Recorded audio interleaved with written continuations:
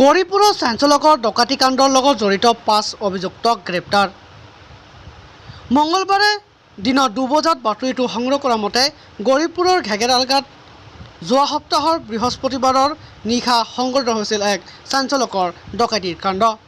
আৰক্ষীৰ পোছাক পৰিধান কৰি 7জনীয়া ডকাইত দলে ৰফিক আলী নামৰ এজন ব্যক্তিৰ ঘৰত ডকাইতি কৰি গহনা আৰু নগদ ধন লুটি লৈ গৈছিল।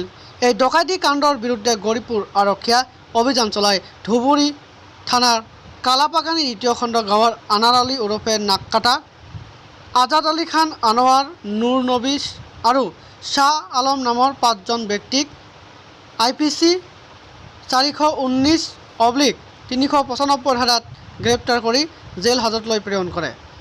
ডকাইতি কৰা অভিযুক্তৰ পৰা সীমান্ত সুৰক্ষা বাহিনীৰ পোছাকৰ লগতে টৰ্চ লাইট, চুৰি 2টা মোবাইল ফোন আৰু বিভিন্ন সামগ্ৰী উদ্ধাৰ কৰে। এই ডকাইতি কাণ্ডৰ বিৰুদ্ধে ধুবুৰী আৰক্ষীয়ে মাৰাথন অভিযান অব্যাহত ৰাখিছে। এই ঘটনাৰ লগত আৰু বহু দুৰ্ধৰ্ষ ডকাইত আটক হোৱাৰ সম্ভাৱনা আছে বুলি আৰক্ষীয়ে জানিবলৈ দিয়ে।